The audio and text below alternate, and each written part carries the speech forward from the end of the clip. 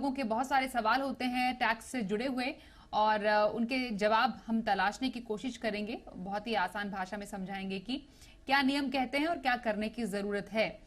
सबसे पहले ईसॉप, इस पर जरा जानकारी ले लेते हैं कि ईसॉप कब जारी होते हैं किसी कर्मचारी को, क्या इस पर टैक्स के नियम कहते हैं और कैसे बचाया जा सकता है इस पर टैक्स। सुनील जी, आपसे शुरुआत करें तो ईसॉप सबसे पहले क्या होता है? देखिए स्वाति, बड़ा रेलिवेंट टॉपिक है और विशेषकर जो यंगस्टर्स हमको सुन रहे हैं, यंग एम्प्लॉयज हमें सुन रहे हैं आईटी से या बाकी जो दूसरी फील्ड से हैं, उनके लिए बड़ा ही ये ऐसा टॉपिक है जहाँ बड़ा कंफ्यूजन हमेशा से रहा है। ईसॉप की फुल फॉर्म होती है एम्प्लॉय स्टॉक ऑप्शन प्लान। बहुत सारी कंपनीज और जनरली हमने स्टार्टअप्स में देखा है कि वो क्या करते हैं, अपने एम्प्लॉयज को रिटेन करने के लिए उनको शेयर्स देते हैं कंपनी के और बड़े डिस्काउंटेड प्राइस पे दे देते हैं, फेस वैल्यू पे दे देते हैं। अब होता क्या है, उसमें तीन स्टेज है टैक्सेशन की। पहला, जब आप ज्वाइन करते हैं तो कंपनी आपको एक राइट देती है कि आप इस राइट को एक्सरसाइज कर पाएंगे। हो सकता है जब आपको ऑफर कर रहे हो कि आप एक्सरसाइज का राइट आपको 2 साल बाद मिल रहा हो या 3 साल बाद मिल रहा हो।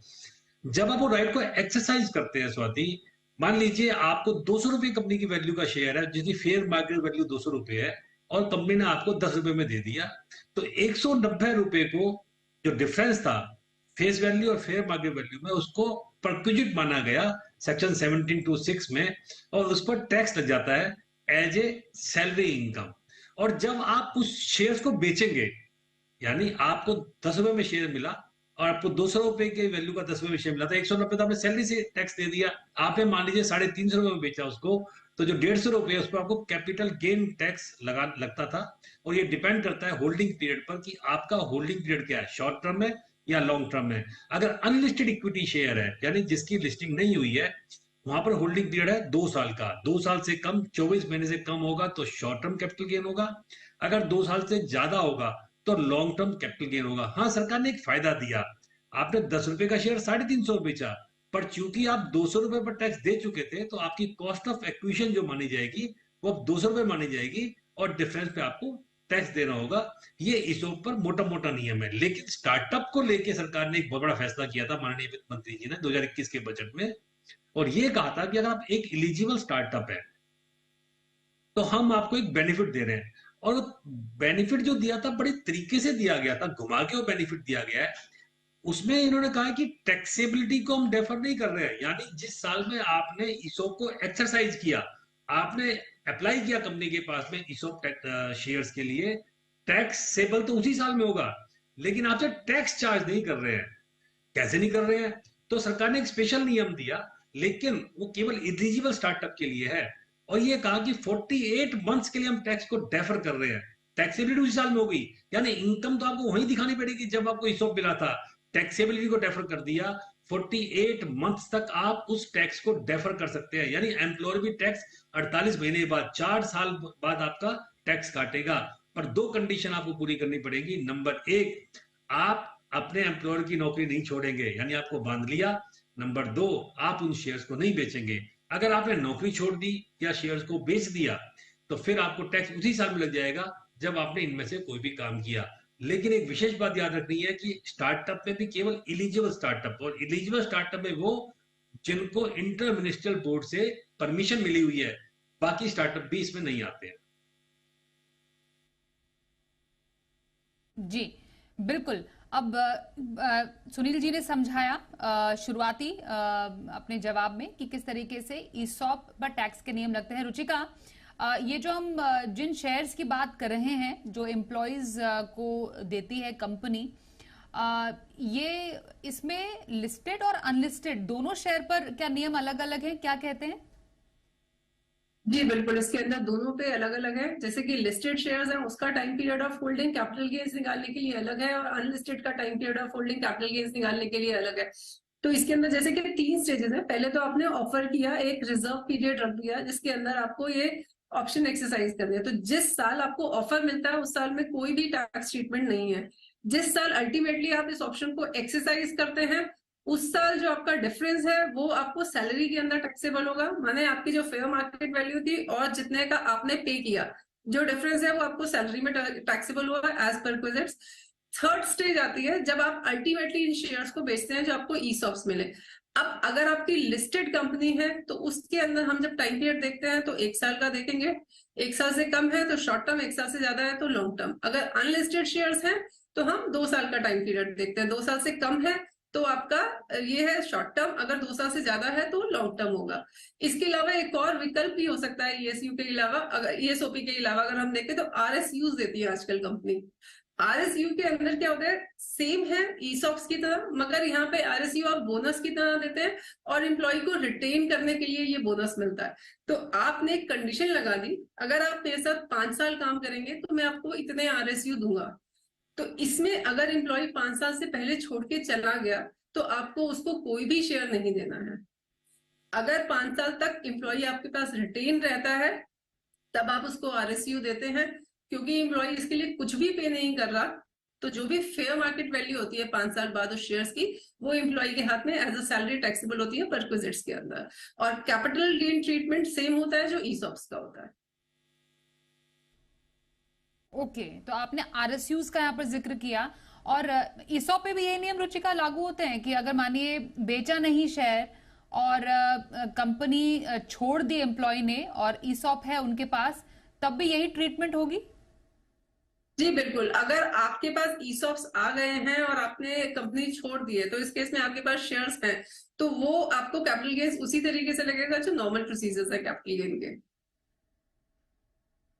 ओके, ये जो होल्डिंग पीरियड है सुनील जी, इसमें जब हम शेयर बेचने पर जो कैपिटल गेन टैक्स के नियम लगेंगे, unlisted share, in case of unlisted share हम देख रहे हैं जो कि 24 महीने से पहले अगर शेयर बेचते हैं तो आपको short term capital gain tax लगेगा।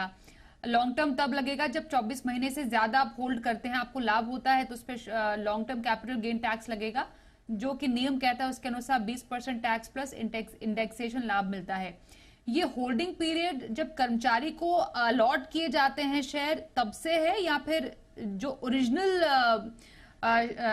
जो शेयर अलॉटमेंट होता है उसका कंपनी को, वहां से होल्डिंग मानी जाएगी? इसके बारे में अगर अंदाजा देंगे।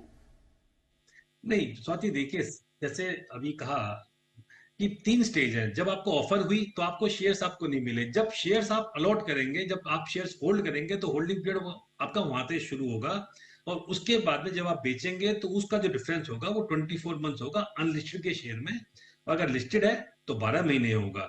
तो ऑफर के टाइम में आप शेयर होल्ड ही नहीं करते हो, आपको जब अलॉटमेंट होती है तभी आप शेयर होल्ड करते हो, तभी आपसे कंपनी पैसा लेती है, चाहे वो बोनस के रूप में दे तो कोई पैसा नहीं लेती है, अगर आपको फेस वैल्यू पे दे उतना पैसा आपसे ले लेती है। तो होल्डिंग पीरियड वही डिफरेंस माना जाएगा जब से आप शेयर्स होल्ड करने हैं, जब आप एक उसके ओनर बन गए, रजिस्टर्ड ओनर, कंपनी ने आपको अलॉट कर दिया आपके नाम से शेयर, आपको डिस्टिंक्ट नंबर दे दिए, तभी आप उसके ओनर बनते हैं।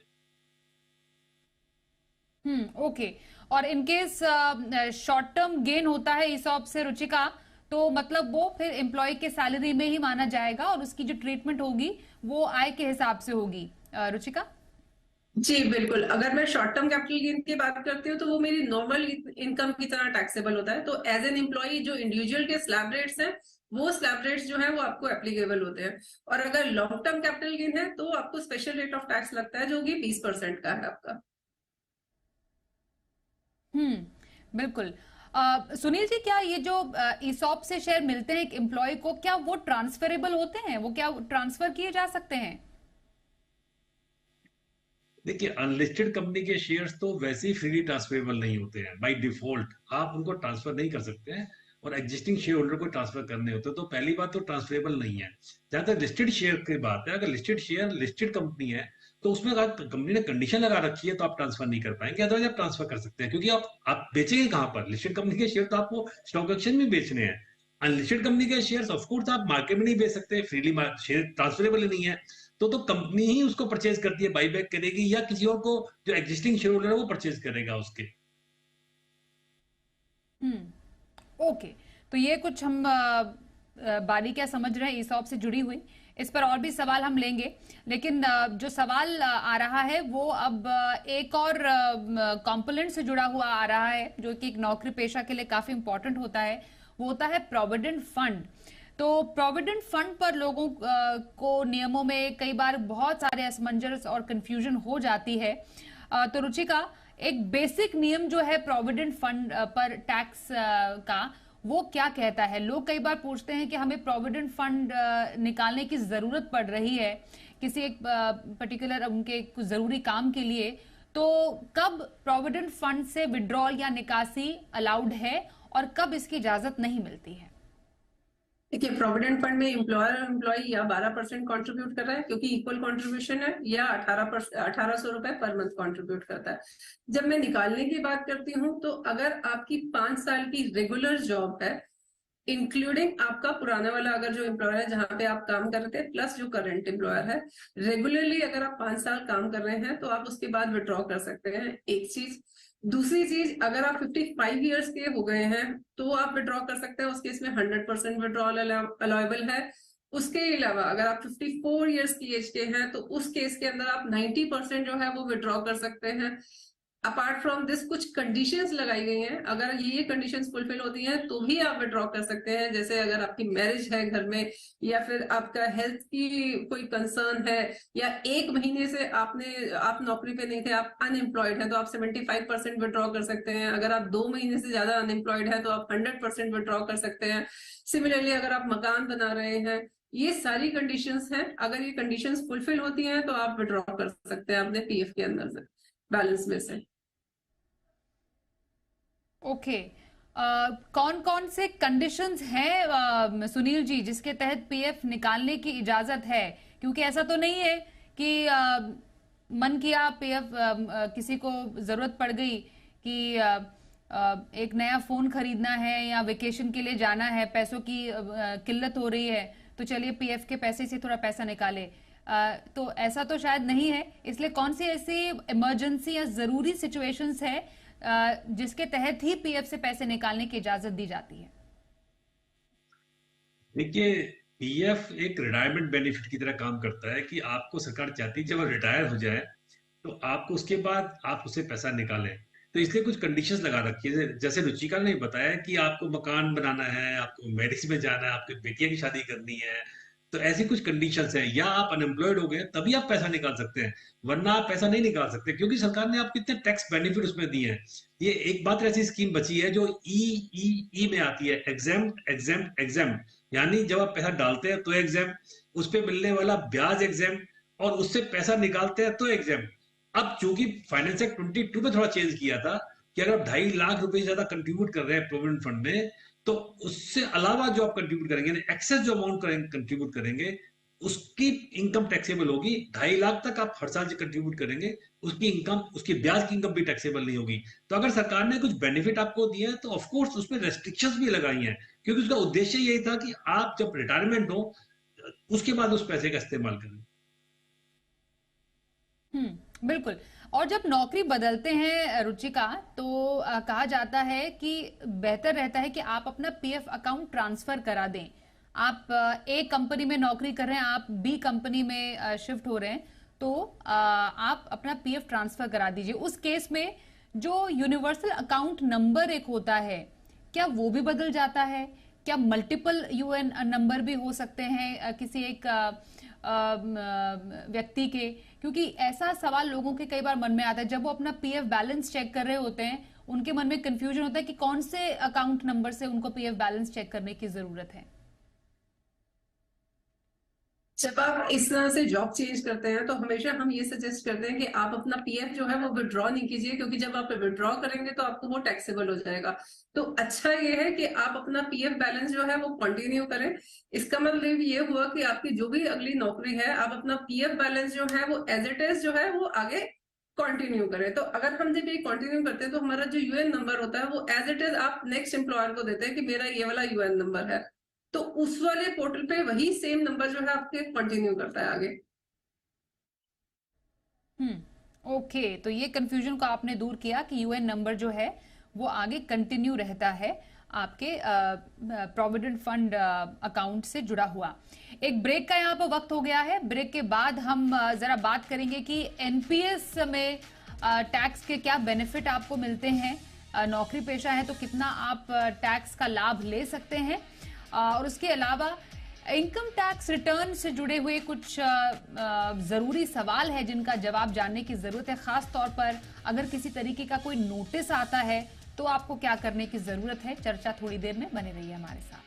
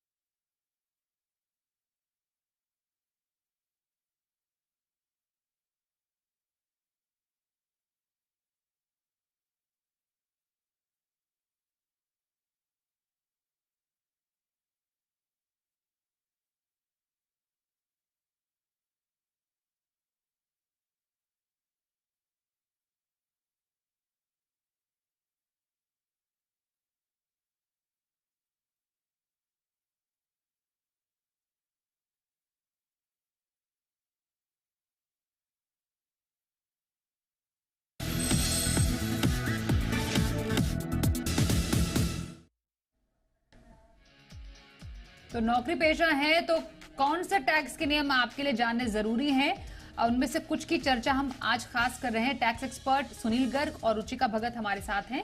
रुचिका, एनपीएस की बात कर लेते हैं। एक बहुत ही पॉपुलर इन्वेस्टमेंट ऑप्शन है और सबसे कमाल की बात है कि इसमें भी आप अतिरिक्त टैक्स बेनिफिट ले सकते हैं। तो एक नौकरी पेशा के लिए एनपीएस में टैक्स का फायदा क्या है और कैसे बचा सकते हैं ये अतिरिक्त टैक्स? ये एनपीएस में तो खास बेनिफिट दिया हुआ है सरकार ने सेक्शन 80 के अंदर। माने आप 1.5 लाख की तो डिडक्शन 80C के अंदर लेते ही लेते हैं, मगर अगर आपने एनपीएस में इन्वेस्ट किया है तो उसमें अलग से आपको इन्वेस्टमेंट में 50,000 रुपए की और डिडक्शन भी मिलती है। तो अगर मैं एनपीएस को जब देखती हूँ तो एक तरह से मैं उसको 3 सेगमेंट्स में डिस्ट्रीब्यूट कर सकती हूँ। एक, जब मैं एम्प्लॉय का कॉन्ट्रीब्यूशन देखती हूँ तो हमारा जो 80C के अंदर 1 के अंदर आता है उसके अंदर आपको 1.5 लाख की डिडक्शन मिलती है। उसके बाद जब मैं अगर एम्प्लॉय और कंट्रीब्यूट करना चाहता है, माने एम्प्लॉय कहता है मैं पूरे 2 लाख रुपए एनपीएस के अंदर इन्वेस्ट करने हैं, तो उसके अंदर 1.5 जमा 50 पूरे 2 लाख रुपए की डिडक्शन मिलेगी। इसके अलावा अगर आपका एम्प्लॉयर जो है वो भी कंट्रीब्यूट करता है, वो 10% ऑफ बेसिक पे और 1.5 डीए या फिर 7.5 लाख तक, वो भी आपको डिडक्शन उसके अंदर मिलती है सैलरी में से। तो एनपीएस में ये कुछ कमाल की बातें हैं जिसको ध्यान में रखने की आपको जरूरत है जब आप टैक्स बेनिफिट लेते हैं। ये तो हमने कुछ जरूरी छूट की बात कर ली जो कि एक नौकरी पेशा को पता होनी चाहिए। यूं तो है बहुत सारी छूट, लेकिन हमने उनमें से कुछ चुना है आज ऐसी छूट को। लेकिन अब जरा थोड़ा सा रिटर्न की तरफ आ जाते हैं, क्योंकि हाल फिलहाल में हमने देखा कि कई लोगों को नोटिसेस मिल रहे हैं। तो क्या आपको वाकई घबराने की जरूरत है, क्या चिंता का विषय है और क्या करना चाहिए ऐसे समय में, ये समझते हैं। सुनील जी, रिटर्न भर लिया, तारीख भी चली गई, लेकिन नोटिस कई लोगों को आए हैं। तो सबसे पहले मुझे बात समझाइए, नोटिस मिले तो करना क्या चाहिए, और नोटिस और कई बार इंटीमेशन का मेल भी आता है लोगों को, क्या फर्क है दोनों में? देखिए स्वाति, होता क्या है कि जैसे ही हम रिटर्न फाइल करते हैं उसके बाद हम चैन की नींद सो जाते हैं और ये पलट कर देखते नहीं कि हमारी रिटर्न प्रोसेस हुई या नहीं हुई, कोई गलती तो नहीं हुई उसमें। तो अब सरकार ने एक नियम बना दिया है, ये कह दिया कि हर रिटर्न को डिपार्टमेंट प्रोसेस करेगा और प्रोसेस करने के बाद आपको इंटीमेट करेगा कि क्या जो आपने टैक्स की कैलकुलेशन की थी वो सही है, नहीं है, उसमें कोई डिमांड तो नहीं है, आपने कोई रिफंड क्लेम किया था वो रिफंड उतना ही दे रहे हैं या कम दे रहे हैं, या आपने जो टैक्स जमा करवाया था क्या आपने कम तो टैक्स जमा नहीं करवा दिया, क्या और टैक्स तो जमा नहीं करवाना। तो ये मैंडेटरी इंटीमेशन सबको आती है 143(1)(a) में। और लोग क्या गलती करते हैं कि जैसे इंटीमेशन आती है उस इंटीमेशन का ध्यान नहीं रखते हैं। अगर कोई डिमांड उसमें आ गई है तो सबसे पहले आपको देखना चाहिए, अगर आपको इंटीमेशन आई है तो सबसे पहले आप देखिए कि आपको जो आपने कैलकुलेशन की थी और जो डिपार्टमेंट ने कैलकुलेशन करके दी है वो एक कैलकुलेशन शीट देता है आपको कि आपकी कैलकुलेशन क्या थी, हमारी कैलकुलेशन क्या है। अगर सब कुछ ठीक है तो कोई बात नहीं, अगर कोई डिफरेंस है तो कृपया चेक कीजिए कि डिफरेंस क्यों है। अगर कोई डिमांड आ रही है तो आपको तुरंत एक रेक्टिफिकेशन लगानी चाहिए पोर्टल पर जाकर ही, और रेक्टिफाई डाल दीजिए कि साहब हमारे हिसाब से तो ये इतना ही कैलकुलेशन बनती है, आपकी कैलकुलेशन में ये डिफरेंस है, हम इसको नहीं मानते, we do not accept this demand. अगर आपने उस डिमांड को डिनाई नहीं किया या आपने रेक्टिफिकेशन नहीं लगाई, तो आप मान लीजिए वो डिमांड आपकी कंफर्म हो जाती है, विद इन 30 डेज आपको जमा करवानी पड़ती है। अगर आप जमा नहीं करवाएंगे तो 12% का इंटरेस्ट पर एनम का उस पर लागू हो जाता है। जहां तक सवाल है नोटिस का, देखिए इंटीमेशन एक स्यूमोटो एक्शन है डिपार्टमेंट का। नोटिस एक कार्रवाई की सूचना है कि हम आपको एक इंटीमेट कर रहे हैं कि आपको नोटिस दिया जाता है, और नोटिस में आपसे एक स्पेसिफिक क्वेरी पूछी जाती है। दो तरह के हमारे यहाँ पर असेसमेंट होती है, एक होता है रेगुलर असेसमेंट, एक होता है income escaping assessment. Regular assessment में 30 जून तक नोटिस आते हैं जिनको आने होते हैं, तो उसमें सरकार आपसे कोई लिमिटेड स्क्रूटनी पूछती है कि, और जैसे सरकार कहती भी है कि हम 2 से 2.5% रिटर्न को ही असेस करते हैं रेगुलर, बाकी हम किसी को असेस नहीं करते हैं, बाकी 97% को तो हम एज इट इज एक्सेप्ट कर लेते हैं। तो जहां आपको असेसमेंट का नोटिस आया है, इंटीमेशन में केवल आपको कैलकुलेशन शीट चेक करनी है, नोटिस में आपको इंफॉर्मेशन मांगता है पर्टिकुलर असेसिंग ऑफिसर कि ये इंफॉर्मेशन हमें दे दीजिए ताकि हम आपकी इनकम को असेस कर सके। उसको लगता है कि आपने जो इनकम दिखाई है वो कम दिखाई है या आपने कोई इनकम छुपा ली है, तो ये रेगुलर असेसमेंट है। और एक और नोटिस जिसको खतरनाक नोटिस कहते हैं, इनकम एस्केपिंग असेसमेंट, कि आपको इनकम दिखाना भूल गए, आपने छुपा ली, बचा ली, नहीं बताई, तो 10 साल तक सरकार आपको नोटिस देके उस पर नोटिस देकर आप केस को खोल सकती है, रीअसेस कर सकती है और आपको टैक्स डिमांड कर सकती है। तो ये काफी गंभीर मामला हो जाता है। तो मतलब रुचिका, अगर नोटिस मिला उसका जवाब नहीं दिया तो पेनल्टी भी होगी, और साथ ही साथ पेनल्टी के साथ जुर्माना भी लगेगा, और फिर मुश्किलें बढ़ सकती हैं। जी बिल्कुल, ये वाली बात सच है। अगर आपको नोटिस आता है तो उसको सीरियसली लीजिए। देखो, इंटीमेशन और नोटिस में फर्क है। सबसे पहले एसएससी को ये जानना जरूरी है कि इंटीमेशन क्या है और नोटिस क्या है। इंटीमेशन में वो आपको सूचना दे रहे हैं जिसको आप डिनाई भी कर सकते हैं और एक्सेप्ट भी कर सकते हैं। नोटिस का मतलब है कि आपकी उनको लगता है कि आप गलत है, इसलिए वो आपको नोटिस भेज रहे हैं। तो जब वो नोटिस अगर आपको भेजते हैं तो आप उसको सीरियसली लें, उसको पढ़ें, उसमें क्यों आपको नोटिस आया। सबसे पहले यह जानना जरूरी है। आपने नोटिस, या तो आपने डिडक्शन क्लेम ज्यादा की होगी, या आपने इनकम जो है वो नहीं दिखाई है, आपकी 26 ईयर्स में इनकम आ रही थी मगर आपने वो इनकम डिस्क्लोज ही नहीं की अपनी रिटर्न फाइल करते हुए, ये भी हो सकता है। या फिर आपने जो है एक्सपेंसेस ज्यादा क्लेम कर लिए या कुछ फिक्टिशियस एक्सपेंसेस क्लेम कर लिए। इस तरह का आपने कुछ भी एक्सपेंस जो आपने अपनी इनकम जो है वो अंडरस्टेट की है इसके अंदर, तो वो आपको ये नोटिस भेजेंगे। या एक्सपेंसेस जो है आपने वो ओवर क्लेम किए हैं, डिडक्शंस ज्यादा क्लेम किए, कुछ भी इस तरह का रीजन हो सकता है जिसकी वजह से वो आपको नोटिस देंगे। और अगर आपको नोटिस देंगे तो आप उसका प्रॉपर रिप्लाई बनाइए, देखिए वो क्यों आया है, उससे अगेंस्ट पूरे आंसर लिखिए। अगर आपको लगता है आप ठीक है, आपका जो केस है वो ऑब्वियसली वो क्लियर हो जाएगा। ऐसा नहीं है कि नोटिस आया तो आपको डिमांड पे करनी ही करनी है, ऐसा कुछ नहीं होता है। अगर आपका केस क्लीन एंड क्लियर है तो उस केस में आपका नोटिस जो है वो 0 असेसमेंट पे खत्म भी हो सकता है। ये आजकल नई तारीख चल रही है कुछ, सुनील जी,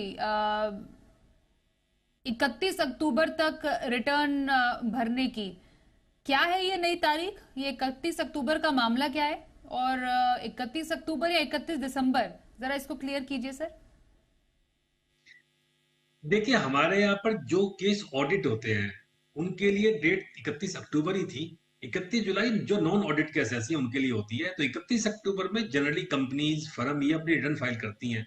उसके साथ साथ जो पार्टनर है फर्म के, चाहे वो इंडिविजुअल है, लेकिन अगर आप ऐसी किसी फर्म में पार्टनर है जहां पर आपको, जिसका टैक्स ऑडिट होता है, जिसका ऑडिट होता है, तब भी आपकी जो ड्यू डेट है वो 31 अक्टूबर है। तो यानी 31 अक्टूबर तक जो एसएससी रिटर्न फाइल कर रहे हैं, और वही फाइल कर सकते हो एलिजिबल एसएससी हैं, उनके लिए कोई लेट फीस नहीं है, कोई ब्याज नहीं है। लेकिन अगर कि आपकी ड्यू डेट 31 जुलाई थी तो आप लेट हो चुके हैं, आपको ब्याज देना पड़ेगा, और आपको लेट फीस भी लगती है 5,000 रुपए की। हाँ, आप 31 दिसंबर तक अपनी रिटर्न को फाइल कर सकते हैं विद लेट फीस और विद इंटरेस्ट। इसका मतलब ये हुआ, जिनकी डेट 31 जुलाई थी उनको 5 महीने सरकार देती है रिटर्न को रिवाइज करने के लिए, और जिनकी डेट 31 अक्टूबर है उनको 2 महीने का समय देती है। 31 दिसंबर के बाद पोर्टल बंद हो जाता है। 31 दिसंबर के बाद में आप कोई रिटर्न फाइल नहीं कर सकते, कोई रिवाइज नहीं कर सकते। हाँ, आईटीआर यू का आपको ऑप्शन खुलता है जो कि 25% और 50% पेनल्टी के साथ आता है। जी बिल्कुल सर। तो ये हमने समझा रिटर्न और नोटिस से जुड़ी हुई और इंटीमेशन में क्या फर्क होता है उससे जुड़ी हुई बारीकियां। बहुत धन्यवाद करेंगे सुनील जी आपका और रुचिका आपका भी हमारे साथ इस चर्चा में शामिल होने के लिए और तमाम कंफ्यूजन को दूर करने के लिए। तो इस पेशकश में बस इतना ही, रुकते हैं एक ब्रेक के लिए। देखते रहिए जी बिजनेस।